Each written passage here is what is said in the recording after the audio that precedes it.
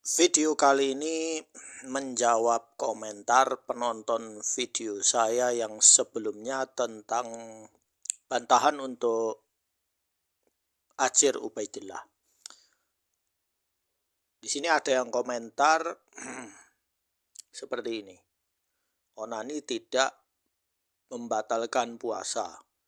Rukun wudhu ada 2. Ya, telek hewan suci, dalil. Mana dalilnya? Nah, untuk menjawab komentar kasar seperti ini, saya komentari dengan santai dan dengan dalil ilmiah. Karena saya tahu mereka ini menjelek-jelekkan orang yang salah. Ya. Mungkin Ustadz Fulan ya, mengambil pendapat ulama Fulan atau ulama lain. Ya.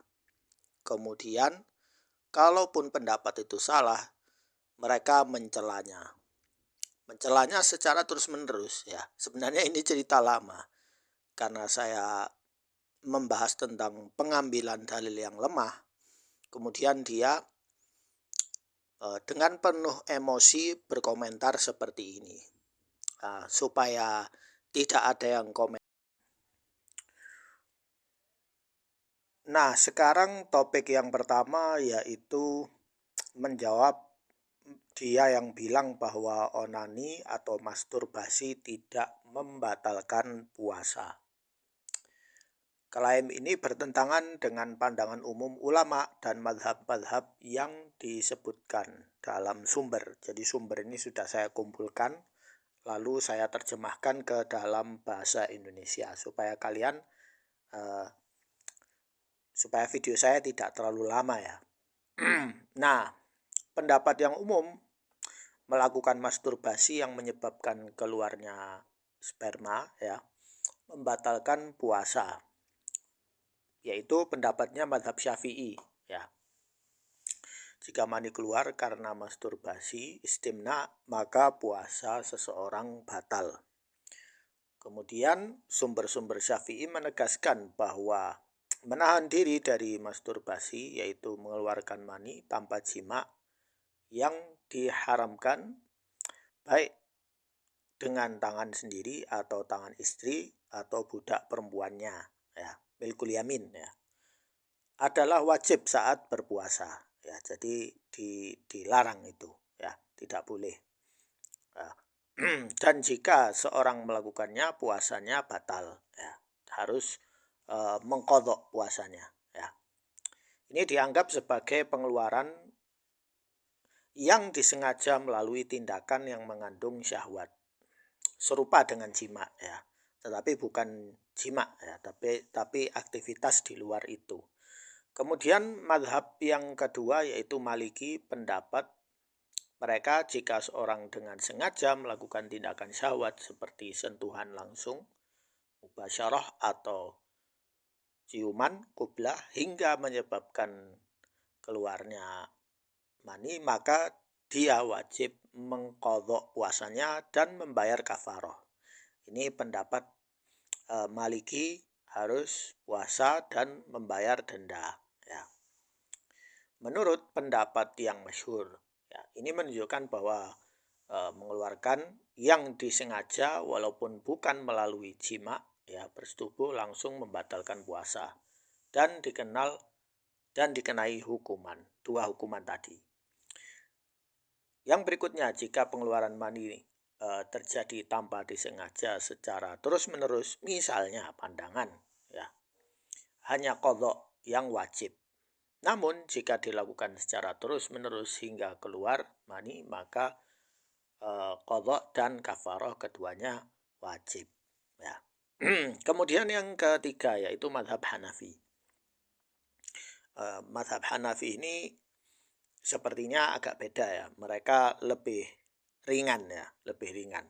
Tapi para ulama mereka sepakat semua bahwa jima itu membatalkan puasa. Namun ada khilaf ya dalam mazhab Hanafi. Diberikan secara khusus membahas inzal dan bin nazar. Maksudnya inzal bin nazar itu dengan lihat ya. Disebutkan bahwa puasa tidak batal jika keluar hanya karena melihat kemaluan istrinya meskipun melihatnya lama dan berulang-ulang selama tidak ada sentuhan. Ini adalah kasus spesifik. Namun istimna secara umum adalah tindakan yang disengaja untuk mengeluarkan. Dan dalam konteks bab-bab yang membatalkan puasa disebutkan sebagai salah satu pembatal secara umum yang disengaja selain karena ihtilam.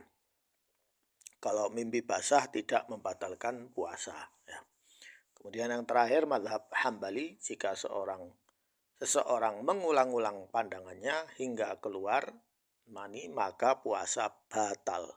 Namun jika mani keluar tanpa mengulang-ulang pandangan, misalnya hanya pandangan pertama, maka puasa tidak batal.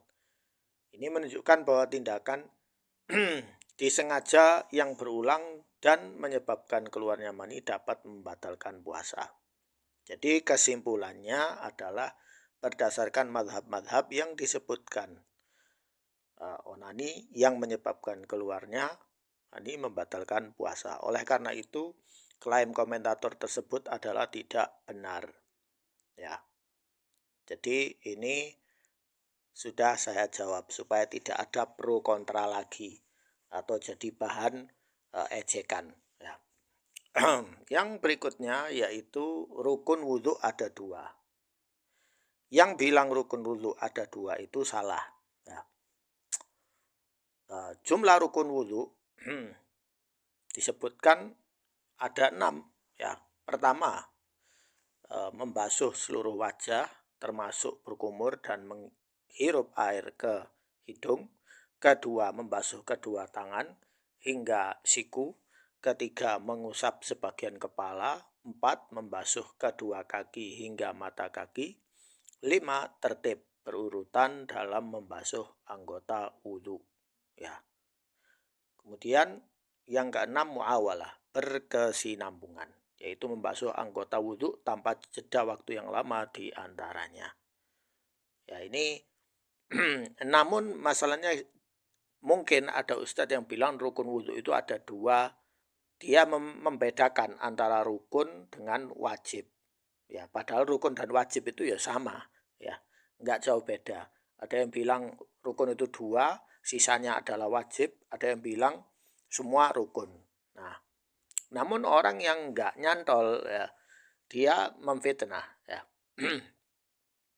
Kalaupun memang ustadz itu salah, maka bilang, oh ustadz ini salah, yang benar itu gini. Selesai. Ya.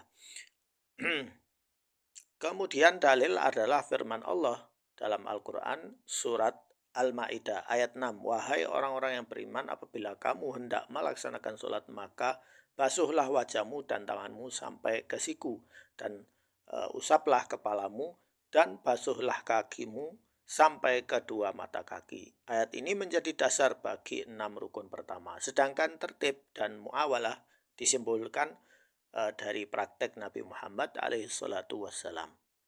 Penjelasan ulama Syekh Ibnu Utsaimin menjelaskan bahwa istilah fardu dan rukun dalam konteks wudhu seringkali digunakan secara bergantian oleh para ulama. Keduanya merujuk pada elemen-elemen esensial yang harus ada agar wudhu sah. Ya, seperti yang saya jelaskan sebelumnya, yaitu ada yang bagi rukun, ada yang bagi wajib. Ya. Terkait tasmiyah, meskipun ada perbedaan pendapat, sebagian ulama, misalnya Imam Ahmad, mewajibkan membaca basmalah. Nah, ini dalam pendapat Imam Ahmad bin Hambal, ya, bahwa basmalah itu wajib. Ya. Saat wudhu, ya, sebelum wudhu baca bismillah. Namun mayoritas ulama menganggapnya sebagai sunnah. Ya, jumhur ulama bilang bahwa itu sunnah, ya, bukan rukun. Ini menunjukkan bahwa basmalah tidak termasuk dalam 6 rukun inti. Jadi klaim yang kedua bahwa rukun 6 itu jelas, ya, 6, ya. Mau dinamai rukun atau hal yang wajib sama, ya. Kemudian yang ketiga, telek atau kotoran hewan suci, mana dalilnya? Pernah ada kasus ini sebenarnya sudah lama, ya. Seorang ustadz, ya, bilang bahwa telek kucing atau telek yang lain itu yang hewannya haram untuk dimakan adalah tidak najis alias suci. Nah, bagaimana pendapat ulama tentang hal ini? Nah, eh, ini harus ada tafsil ya, penjelasan ya. Jawaban atas pertanyaan ini tergantung pada jenis hewannya, terutama apakah daging hewan tersebut halal untuk dimakan atau tidak. Ya, jadi Mas Rohman atau Fathur Rahman, ya ini Anda harus lihat video ini supaya paham ya. Maupun yang lainnya, ini juga ilmu fikih penting ini supaya tidak bingung. Ya. Pertama, kotoran hewan yang halal dimakan dagingnya. Hukumnya suci, tidak najis. Seperti apa? Kambing, ayam, ya, atau burung tertentu yang memang bisa dimakan, ya, yang halal dimakan ya, bukan bisa dimakan ya. Ini berlaku untuk kotoran dan urin burung yang halal dimakan, seperti burung pipit, ayam, dan bebek, serta hewan ternak seperti kambing, sapi, dan kuda. Dalil dan pendapat ulama. Yang pertama, prinsip dasar al-asl, ya, hukum asal segala sesuatu adalah suci, kecuali ada dalil syar'i sahih yang menunjukkan kenajisannya. Tidak ada dalil sahih yang menunjukkan kenajisan kotoran hewan yang halal dimakan. Ya, artinya tidak ada dalilnya, ya. Karena najis atau hadas atau tidak najis suci itu harus ada dalil ya. Perintah yang kedua adalah perintah Nabi alaihissalatu wassalam untuk minum air kencing unta dalam Sahih Bukhari dan Muslim. Ya, hadis ini muttafaq ya. Nabi SAW memerintahkan sekelompok orang yang sakit di Madinah untuk minum air kencing unta dan susunya sebagai obat. Jika air kencing unta najis, Nabi SAW tidak akan memerintahkannya karena tidak boleh berobat dengan sesuatu yang haram. Yang ketiga, sholat di kandang kambing. Ya, dalam Sahih Muslim, Nabi SAW ditanya tentang sholat di kandang kambing dan beliau menjawab, sholatlah di dalamnya karena itu adalah keberkahan. Ya, beliau menghalalkan, membolehkan sholat di kandang kambing dan melarang sholat di kandang unta. Nabi SAW tidak memerintahkan untuk menghindari kotoran atau air kencing kambing di sana, padahal kemungkinan besar akan terkena sebagian darinya. Yang keempat, pendapat ulama Ibnu Qudamah ya, dalam Al-Mughni menyatakan bahwa air kencing dan kotoran hewan yang halal dimakan adalah suci. Beliau mengutip pernyataan Imam Malik yang mengatakan bahwa ahli ilmu tidak menganggap najis air kencing hewan yang daging dan susunya dikonsumsi. Berikutnya, Ibnu Al-Munzir menyatakan bahwa semua ulama pendapatnya dihafal sepakat tentang kebolehan sholat di kandang kambing, kecuali Imam Syafi'i yang mensyaratkan kandang tersebut bersih dari kotoran dan air kencingnya. Nah, ini mazhab Imam Syafi'i ya. Kemudian Lajnah Daimah, Komite Tetap Fatwa Arab Saudi, menyatakan bahwa air kencing hewan yang halal dimakan adalah suci dan tidak ada masalah sholat dengannya jika terkena badan karena suatu kebutuhan. Misalnya orangnya kerja jadi peternak atau apa. Ya.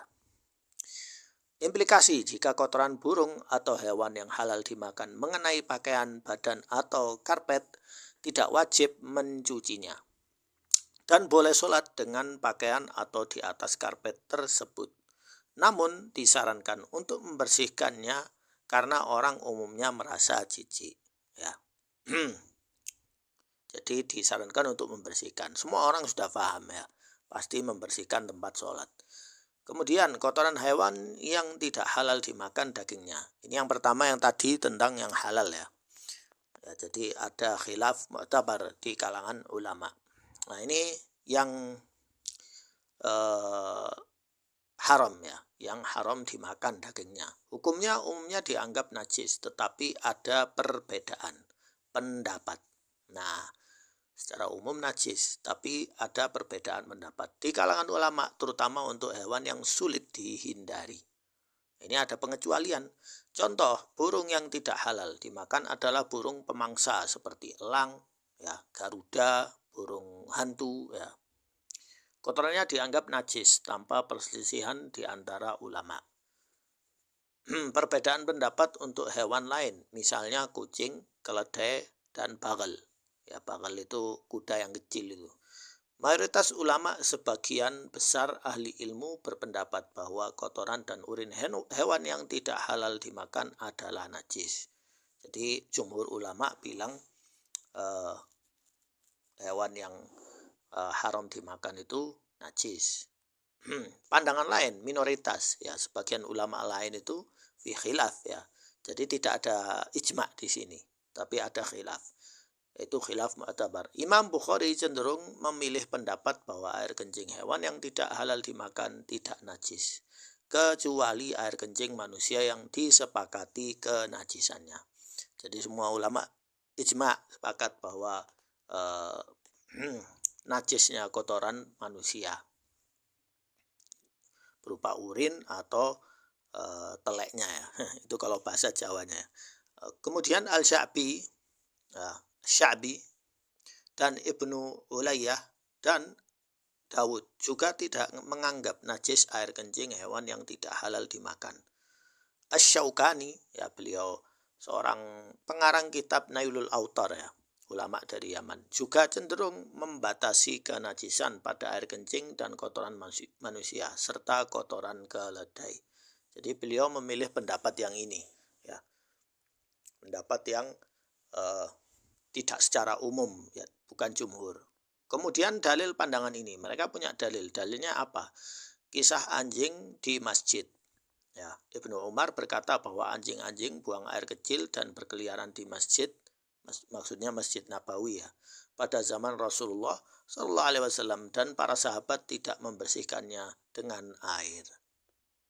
Ya, ada alasan, ya, karena sana kan masjid dulu itu kan dari tanah, ya. Jadi gampang membersihkannya, tinggal ditutup gitu. Kalaupun diinjak mungkin ya tidak masalah. Kemudian sholat di kandang hewan. Abu Musa sholat di tempat yang terdapat kotoran hewan, ya, sarkin, dan tempat-tempat yang umumnya terdapat kotoran hewan, ya. Entah itu kandang hewan apa, saya kurang tahu, ya. Kemudian khusus untuk kucing. Nah, tentang kucing ini kan sempat ada kasus itu ribut, ya. Ustadz siapa itu, lupa saya. Nah, mazhab Hanafi berkata memberikan keringanan, afu, ya, terhadap air kencing kucing pada pakaian, bukan pada wadah air, karena adanya darurat dan kesulitan yang meluas umum di rumah-rumah orang, ya, al-balwa, ya, untuk menghindarinya.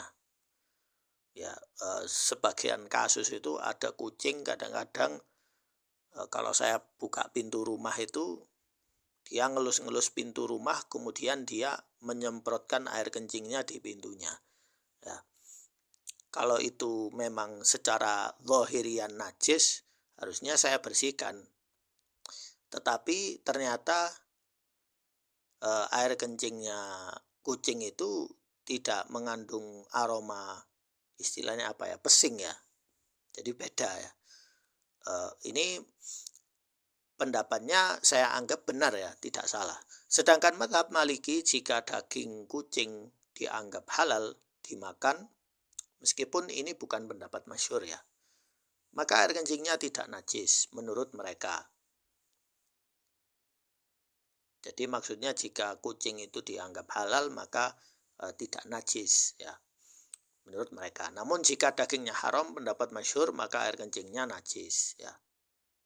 Bagi penderita was-was, ditekankan untuk berpegang pada hukum asal, yaitu suci, dan tidak beralih ke hukum najis, kecuali dengan dalil yang jelas atau informasi pasti, bukan hanya dugaan atau bisikan. Dan memang kucing ini memang sulit dihindari, ya. Mereka kencing kadang sembarangan, kena tembok, kena baju.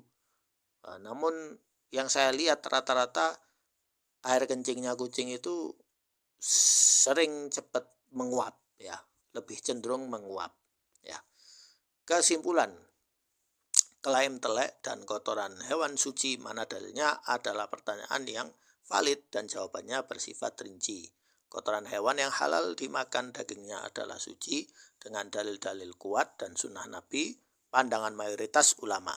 Ya, jadi ini tidak ada ijma, tapi pernyataan jumhur ulama. Kemudian kotoran hewan yang tidak halal dimakan, daging umumnya najis.